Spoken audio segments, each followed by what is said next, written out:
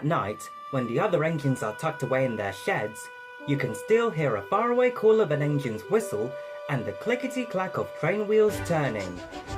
This is the sound of the mail train.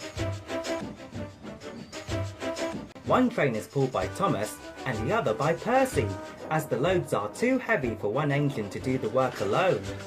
The mail is loaded into freight cars at the harbour, and the engines pull their trains through the silent stations, delivering their precious loads.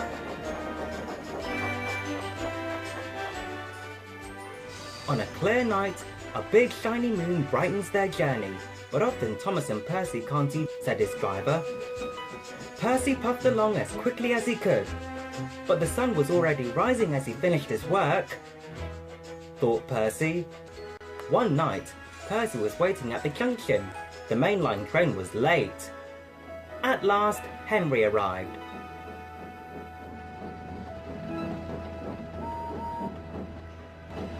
Sorry, he puffed. The mailboat from the mainland was delayed. Come on, Percy.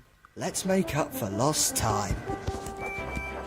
Percy puffed along as quickly as he could, but the sun was already rising as he finished his work. Never mind, thought Percy. It's nice to be up and about when it's the start of a new day, and there's no one else around. Percy was not alone for long. Bother, said Percy. It's that dizzy thing, Harold. Good morning, wailed Harold. I always said railways are out of date, but you're so slow with the mail, you should give everyone their stands back. Toodles. Percy was too tired to explain. Bird brain, he muttered. Good morning, Percy. Called Duck. You're up early this morning. Oh, no, you're wrong. I'm back, tired and late. He rolled into the shed and fell asleep almost before his buffers touched the bar. His driver decided to set off early that evening. Thomas was waiting at the junction. Thank goodness I have a chance to talk to you, Percy. Driver says that the person in charge of the post has complained to Sir Topham Hatt about the delay last night. But that wasn't my fault, replied Percy. I know, said Thomas. And so does Sir Topham Hatt. But this post person wouldn't listen. Tonight, we're going to have to be quicker than ever before.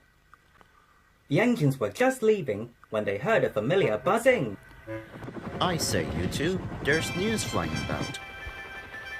Where? Puffed Percy crossly. All over the place. They're going to scrap the mail train and use me instead. Wings works wonders, you know. Always.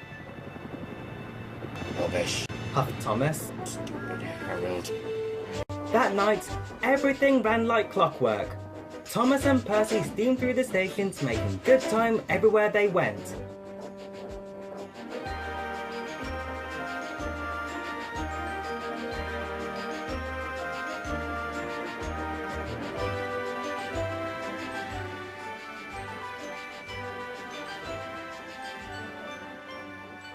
At a station, Thomas noticed a man looking cold and worried. He had missed his train home. We can give you a ride, said Thomas's driver. But it will be rather uncomfortable. Thank you, said the man. Anything is better than sitting here.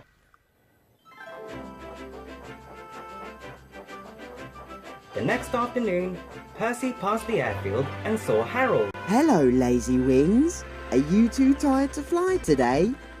The wing's too strong, grumbled Harold. I've been grounded. Ha!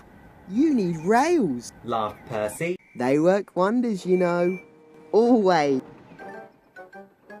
That night, Sir Topham Hatt showed the two engines a letter.